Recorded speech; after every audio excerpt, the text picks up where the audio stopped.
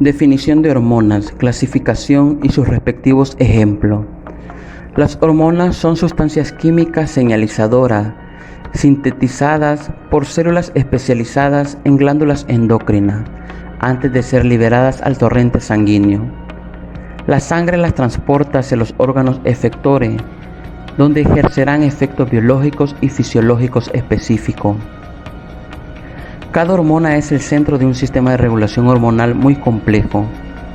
Las hormonas se sintetizan a partir de precursores y frecuentemente se almacenan en células glandulares especializadas antes de ser liberadas al torrente sanguíneo, según se requiera. Algunas son transportadas en asociación con proteínas plasmáticas, transportadores hormonales, a las que se unen en forma reversible. La interconversión química de hormonas en el hígado lleva generalmente a su inactivación. Las hormonas y sus productos de degradación se eliminan finalmente a través del sistema excretorio, generalmente los riñones. En los tejidos efectores o tejido blanco se encuentran las células efectoras que reciben la señal hormonal. Estas células poseen receptores hormonales, las cuales son macromoléculas capaces de unir sustancias biológicamente activas, produciendo como resultado de esta interacción una respuesta fisiológica. Entre los diferentes mecanismos que tienen las hormonas para actuar o los efectos que estas producen, tenemos efectos estimulantes, inhibitorios, antagonistas y sinergistas. La clasificación química de las hormonas, esta se puede dar en tres clases generales. Primero tenemos las proteínas y polipéptidos, como las hormonas secretadas por la adenohipófisis, hormona del crecimiento, la corticotropina, la tirotropina, la prolactina y por último dos hormonas gonadotrópicas distintas, la hormona estimulante de los folículos y la hormona luteinizante. También tenemos hormonas secretadas por la neurohipófisis, hormona antidiurética y la oxitocina. También están las hormonas secretadas por el páncreas, la insulina y el glucagón, y las glándulas paratiroides, hormonas paratiroideas. En segundo lugar tenemos las hormonas que se clasifican como esteroides. Estas son secretadas por la corteza suprarrenal, cortisol y aldosterona. También las secretadas por los ovarios, estrógenos y progesterona. Las hormonas secretadas por los testículos, testosterona, y las secretadas por la placenta, que de igual manera son estrógenos y progesterona. Estas hormonas suelen sintetizarse a partir del colesterol y no se almacenan. En tercer lugar tenemos a los derivados del aminoácido tirosina, secretadas por la glándula tiroide, la hormona tirosina y la triiodotironina, y por la médula suprarrenal tenemos a la hormona adrenalina y noradrenalina.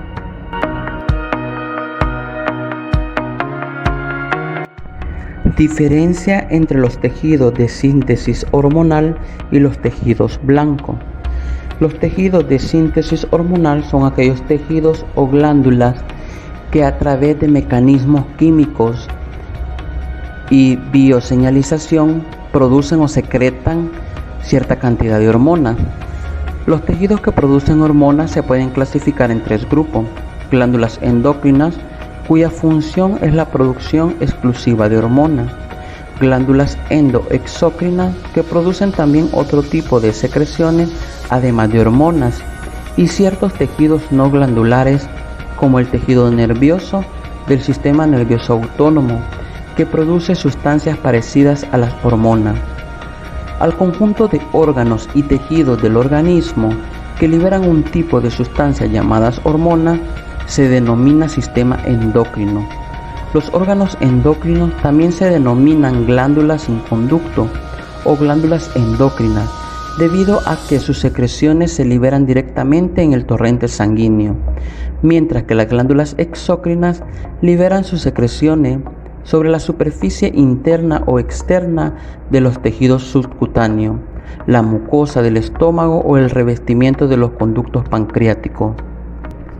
Mientras tanto, se consideran órganos diana a los tejidos del cuerpo humano que reaccionan a un estímulo interno o externo.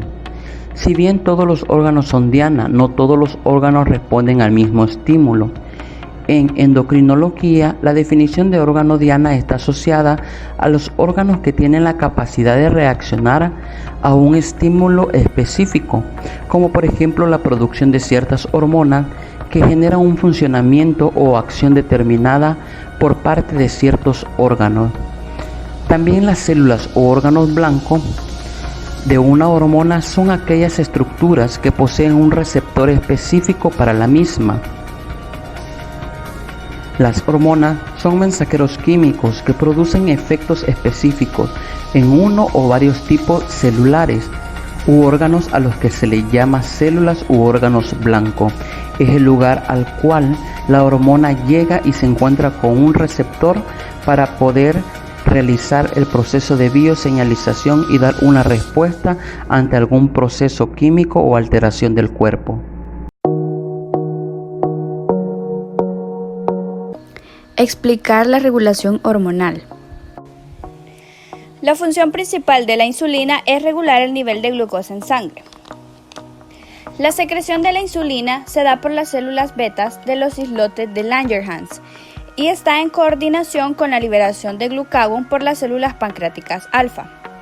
Las cantidades de insulina y glucagón que se liberan en el páncreas están reguladas de tal forma que el ritmo de producción de glucosa se mantiene igual al uso de la glucosa en los tejidos periféricos.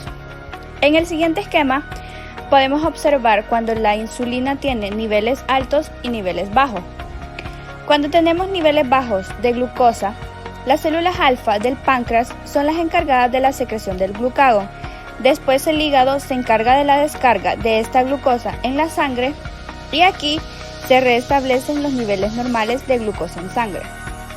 Cuando tenemos niveles altos de glucosa, las células beta del páncreas son las encargadas de secretar la insulina y junto con las células que se toman de la sangre se restablecen los niveles normales de glucosa en sangre. La glucosa es el combustible primario para todos los tejidos del cuerpo. El cerebro usa en torno al 25% de la glucosa total del cuerpo. Sin embargo, debido a que el cerebro almacena muy poca glucosa, siempre tiene que haber un abastecimiento constante y controlado de glucosa disponible en el torrente sanguíneo.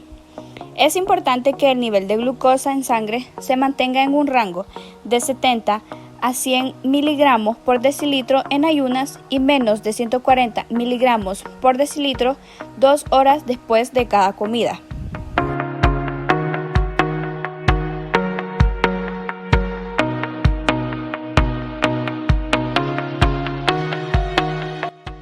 El páncreas es una glándula alargada en la que se describe una cabeza, un cuerpo y una cola. Se sitúa detrás del estómago y paralelo a él. Esta glándula se compone de dos grandes tipos de tejidos, los cuales son los acinos, que secretan jugos digestivos al duodeno, y los islotes de Langerhans, que secretan sus hormonas de forma directa a la sangre. Se dice que el páncreas humano cuenta con 1 a 2 millones de islotes de Langerhans, los cuales miden 0,3 milímetros de diámetro. Los islotes se organizan en torno a pequeños capilares, hacia los que vierten sus hormonas y contienen 3 tipos fundamentales de células, las cuales son la célula alfa, la beta y la delta, que se diferencian entre sí por sus características morfológicas y de tinción. Las células beta representan casi el 60% de la totalidad de las células de los islotes y se encuentran sobre todo en el centro de cada uno y secretan insulina y amilina, hormona que suele liberarse en paralelo con la insulina y de la cual no se conoce realmente su función. Las células alfa componen casi el 25% y estas secretan glucagón. Por su parte, las células delta representan el 10% y secretan somatostatina. Además, se tiene conocimiento que existen por lo menos otros 2 tipos de células presentes en los islotes, en las cuales tenemos las células PP o células F, que secretan una hormona de función incierta denominada polipéptido pancreático. Y además tenemos la célula epsilon, que secreta grelina. Las relaciones íntimas entre estos tipos celulares de los islotes de Langerhans facilitan la comunicación intercelular y el control directo de la secreción de algunas hormonas.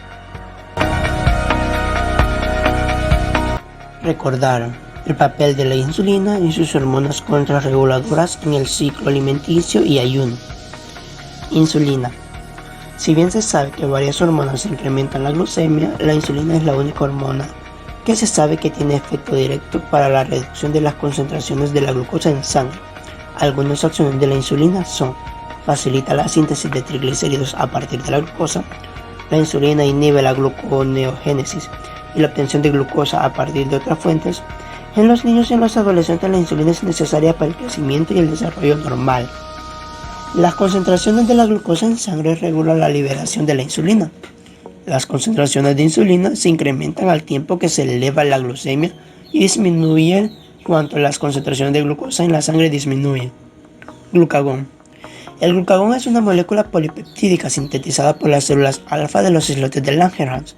Mantiene los valores de la glucemia entre las comidas y en los periodos de ayuno. El glucagón viaja por la vena porta hacia el hígado, donde ejerce su acción principal, que es el incremento de las concentraciones de glucosa en el plasma. El efecto más radical del glucagón es su capacidad para dar inicio a la glucogenólisis. El glucagón también aumenta el transporte de aminoácidos hacia el hígado y estimula su conversión en glucosa.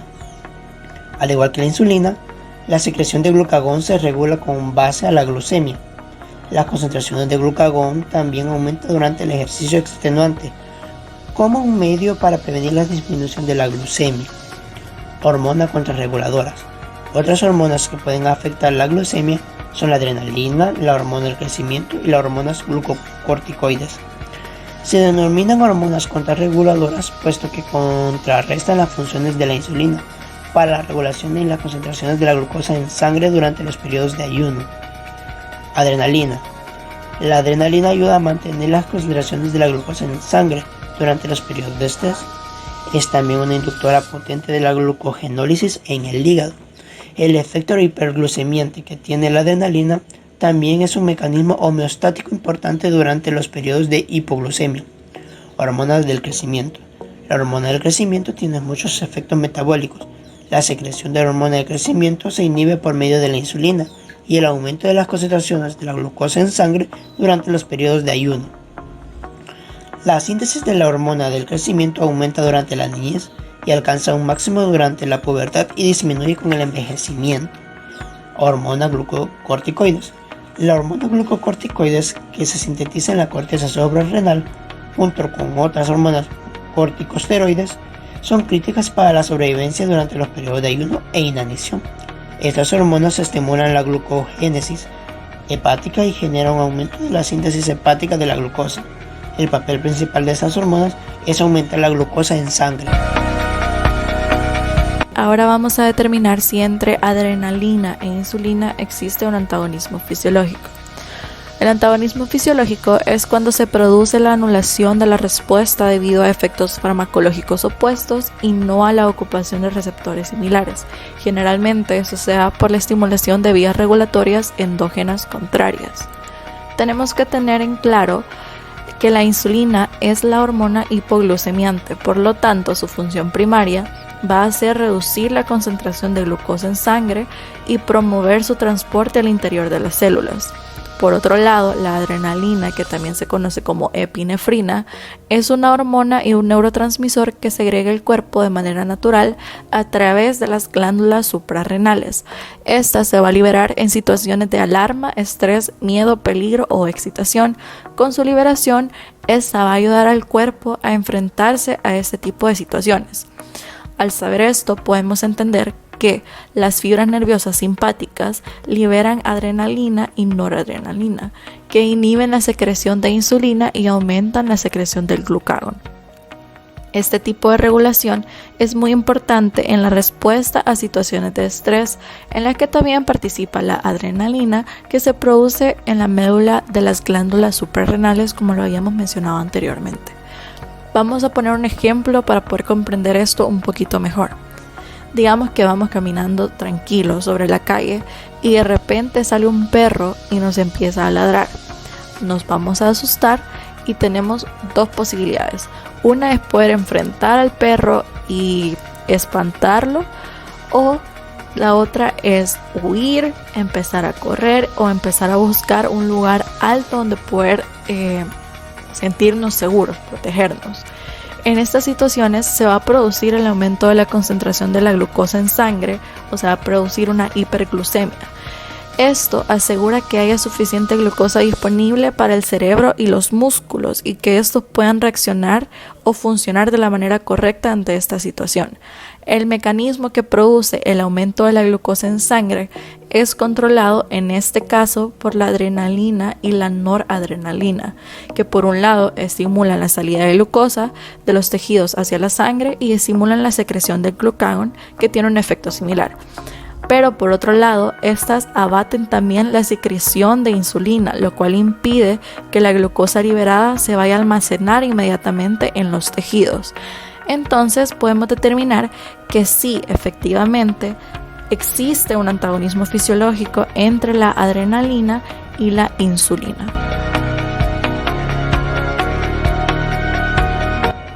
La insulina es una hormona producida en el páncreas. Los acinos pancreáticos secretan jugos gástricos al duodeno de manera externa, y la parte endocrina, la cual está conformada por los islotes de Langerhans, producen las células alfa en un 25%. Estas secretan glucagón, y las células beta en un 60%. Estas secretan insulina y amilina. Las células delta en un 10%. Estas secretan somatostatina. La insulina es sintetizada por células B de los islotes de Langerhans en el páncreas. En su forma activa está constituida por dos cadenas polipeptídicas, la cadena A de 20 aminoácidos y la cadena B constituida por 31 aminoácidos. Estas dos cadenas se unen entre sí por medio de dos puentes de disulfuro. El páncreas produce generalmente más insulina en respuesta a un pico de azúcar en la sangre. Lo mismo sucede cuando ingerimos grandes cantidades de alimentos, en la cual hace que nuestro páncreas tenga una mayor productividad de insulina y glucagón. La insulina actúa como llave para abrir las células y permite que la glucosa sea utilizada como fuente de energía.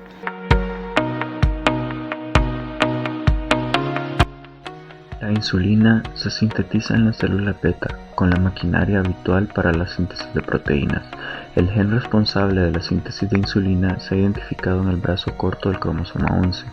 El primer compuesto en secuencia de producción es la preproinsulina, que es el péptido resultante de la transcripción aminoácidica transmitida por el ARN mensajero en los ribosomas, con la formación de una secuencia señal en el extremo N terminal que ayuda a ser transportada en el retículo endoplasmático. La preproinsulina es transportada al retículo endoplasmático, en donde se pliega espacialmente y sufre una sulfooxidación, apareciendo dos fuentes de sulfuro en la molécula, y luego separándose de su péptido señal, generándose de esta forma la proinsulina. Luego, en el aparato de Golgi, su estructura una membrana alrededor de un número determinado de moléculas, constituyéndose así un gránulo. La proinsulina presenta tres cadenas al extremo final. La cadena C o péptido C es eliminado para su paso final a insulina. La proinsulina pasa a través del aparato de Golgi, donde queda envuelta en vesículas. Dentro de las vesículas se activan las peptidasas, cuya función va a ser incidir el péptido C y transformar la proinsulina en insulina madura. Las células beta del páncreas tienen receptores de tipo GLUT2 que permite el paso de glucosa al interior de la célula mediante un proceso de transporte facilitado. La glucosa, al ingresar a las células beta del páncreas, inicia un proceso metabólico denominado glucólisis. La glucólisis da como resultado piruvato y sustratos para la cadena respiratoria. El piruvato entonces ingresa al mitocondria, donde, mediante el ciclo de Krebs y la cadena respiratoria, generan un cambio en la relación ADP-ATP. En las células beta existen canales potasio dependientes de ATP, cuya función es mantener el estado basal de la célula pancreática. La constante entrada de potasio mediante estos receptores mantiene a la célula beta en estado basal. Sin embargo, el aumento en los niveles de ATP genera inhibición de estos canales. El resultado final de la inhibición de los canales de potasio es la despolarización de la membrana de la célula beta del páncreas. Esta despolarización genera la apertura de los canales calcio dependientes de voltaje, lo que permite el ingreso de calcio a la célula. El aumento en los niveles de calcio produce una activación en la fosfolipasa C que degrada los fosfolípidos de membrana para obtener inositol y deacilglicerol. El inositol trifosfato entonces se une a receptores proteicos en el retículo endoplasmático y activa la liberación de calcio del retículo endoplasmático. Las grandes cantidades de calcio conseguidas a partir de la entrada de los canales dependientes de voltaje y la liberación de calcio en el retículo endoplasmático generan una exocitosis de las vesículas que contienen la insulina. Esto en gran parte se logra mediante la activación de proteínas que permiten la exocitosis de las vesículas sinápticas. Es entonces gracias a la concentración intracelular de calcio de las vesículas que contienen la insulina que sufren exocitosis, ocurre la secreción o liberación de insulina al torrente sanguíneo. Una vez la insulina es liberada, queda también liberado el péptido C.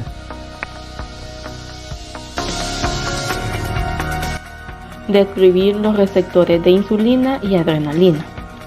Los receptores de insulina son unas estructuras proteicas expuestas en el lado extracelular de la membrana plasmática de muchas células del cuerpo humano y de otros mamíferos. La insulina es una hormona sintetizada por las células beta de los islotes de Langerhans de la porción endocrina del páncreas, un órgano situado en la cavidad abdominal que sintetiza enzimas digestivas y hormonas. La insulina sintetizada y liberada por el páncreas se une a su receptor en la membrana plasmática de las células blanco y como consecuencia de esta unión ligando-receptor se desencadenan una serie de procesos intracelulares que finalmente promueven el ingreso de glucosa a dichas células. Los receptores de insulina son unas glucoproteínas formadas por 4 subunidades con su porción amino y carboxilo terminal en la región citoplasmática. Cuando estos receptores se unen a la insulina, se agrupan y endocitan, como podemos ver en la obesidad y en la diabetes tipo 2. El número de receptores de insulina está disminuido y esto explica en parte la resistencia de la insulina que acompaña a estas condiciones patológicas. Los receptores de la adrenalina, los receptores adrenérgicos, también llamados adrenoceptores, son receptores que se acoplan a proteínas G. Las dos sustancias que se acoplan a ellos son la noradrenalina y la adrenalina, que son 2 catecolaminas.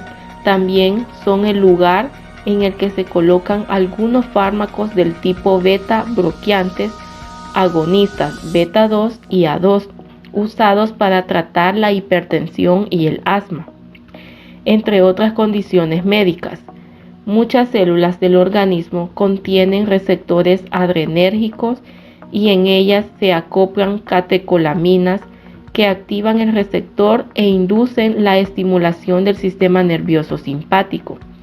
Este sistema se encarga de preparar al cuerpo para una situación de huida o lucha, haciendo que se dilaten las pupilas, se incremente el latido cardíaco y en esencia se movilice la energía necesaria para poder sobrevivir a la situación potencialmente peligrosa o estresante.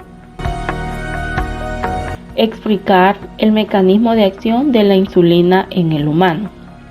La insulina se une con receptores específicos de alta afinidad en la membrana celular de la mayoría de los tejidos, incluidos el hepático, muscular y el adiposo. Este es el primer paso de una cadena de reacciones que al final conducen a un conjunto diverso de acciones biológicas.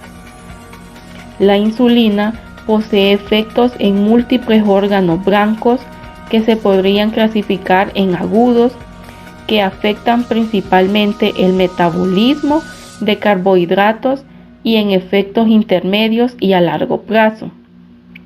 Los principales efectos agudos de la insulina sobre los tipos blancos son el estímulo de la captación de glucosa mediante el favorecimiento de la translocación de los glucotransportadores a la membrana plasmática en músculo y tejido adiposo, el estímulo de la síntesis de glucógeno e inhibición de su degradación en hígado y músculo, estímulo del metabolismo oxidativo de la glucosa, glucólisis, inhibición de la gluconeogénesis hepática, el estímulo de la captación y almacenamiento de grasas por el tejido adiposo, la inhibición de la lipólisis en tejido adiposo por inhibición de la lipasa adipolítica u hormonosensible.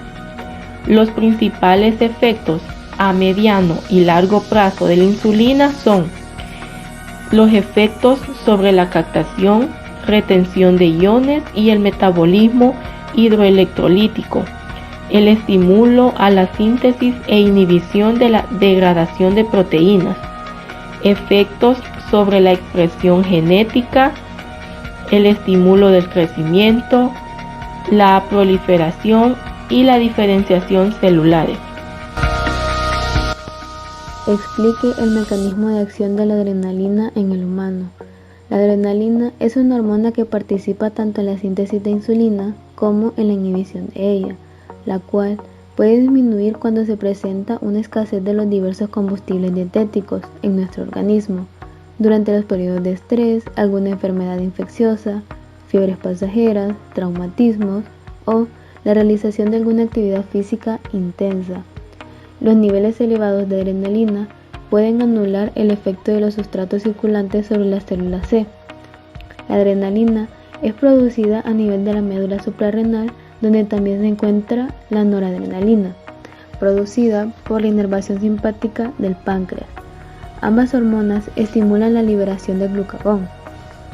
La realización de algunas actividades físicas ya mencionadas produce la liberación de adrenalina, que está por debajo del control principal del sistema nervioso, y por ende la adrenalina tiene un efecto directo sobre el metabolismo energético, induciendo a la motilidad rápida de los compuestos que aportan energía al organismo, incluyendo la glucosa en un nivel hepático y también algunos ácidos grasos que se encuentran a nivel del tejido adiposo.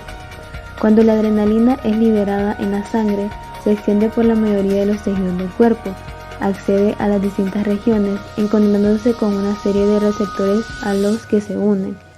Los receptores de la adrenalina se conocen como receptores adrenérgicos y existen distintos tipos. De forma general, se pueden distinguir los receptores adrenérgicos alfa de los receptores adrenérgicos beta. Cuando la adrenalina se acopla a los receptores adrenérgicos alfa, que están distribuidos en distintas regiones corporales, realizan acciones como la vasoconstricción cutánea y renal, la contracción de la cápsula esplénica, del miometrio y del dilatador del iris, o la relajación intestinal. Por el contrario, cuando se acopla a los receptores beta, realiza acciones como la vasodilatación del músculo esquelético, la cardioaceleración, el aumento de la fuerza de contracción del miocardio o la relajación de los bronquios. Mi nombre es Jessica Echeverría y les voy a explicar qué es la hemoglobina glucosilada y su importancia en el paciente diabético. Sabemos que la hemoglobina glucosilada se refiere a pegar moléculas de glucosa a la estructura de glóbulos rojos en la hemoglobina, y su importancia tiene que ver con que con esta se examina el control metabólico que tienen. Y para esto tenemos que saber también que la vida promedio de los glóbulos rojos es de 3 meses.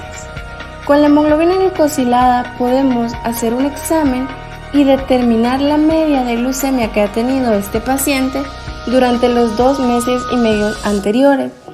Todos los exámenes clínicos se hacen en base a esta hemoglobina glucosilada, conociendo que cuando una persona se controla bien la hemoglobina glucosilada, tiene los valores por debajo de 7 y no tiene complicaciones. Pero cuando está mal controlada, están los valores arriba de 8, llegando a 9 y 10, teniendo complicaciones así más severas.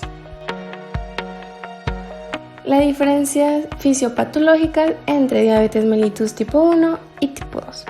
Sabiendo que diabetes mellitus tipo 1 se refiere a un trastorno inmunitario que es caracterizado por la destrucción de células beta por medio de los linfocitos T. Esto se da por medio de una predisposición genética y factores ambientales. Dentro de la predisposición genética tenemos al fundamento genético para diabetes mellitus tipo 1 y los múltiples locus de predisposición genética, que son 30 loci, que son las ubicaciones dentro del cromosoma que tienen que ver con el contenido de esta enfermedad. Y el grupo también de genes HLA en el cromosoma 621, que son las proteínas que permiten diferenciar entre las células propias y extrañas del organismo en el cromosoma 621, como ya mencionábamos, que es en el brazo corto, en la región 2 y en la banda 1. Por lo que se tiende a... Entonces decimos que la diabetes mellitus tipo 2 se va a diferenciar por su resistencia insulínica. Esta tiene como factores genéticos a los parientes de primer grado, que son de 5 a 10 veces más propensos a desarrollar diabetes mellitus tipo 1 y asociados a la secreción de insulina. Y en sus factores ambientales va a tener a la obesidad, ya que las personas con obesidad tienden a tener más resistencia a la insulina. Pero dentro de su fisiopatología podemos mencionar que la resistencia insulínica en el músculo estriado y en el hígado va a tener menor inhibición de producción endógena, menor capacitación de glucosa y síntesis de glucógeno, menor inhibición de lipoproteína lipasa, mientras que en el tejido adiposo vamos a tener mayor glucosa en ayunas, mayor glucosa postprandial y mayor ácidos grasos libres. En la obesidad tenemos mucha resistencia insulínica, como ya lo mencionábamos antes, por tener ácidos grasos libres, adiposinas e inflamación. En la disfunción de la célula beta vamos a tener mayor glucosa en la sangre, o sea, hiperglucemia, mayor síntesis de insulina y menor adaptación a demandas. Y es en esto en lo que se diferencia diabetes mellitus tipo 1 y diabetes mellitus tipo 2.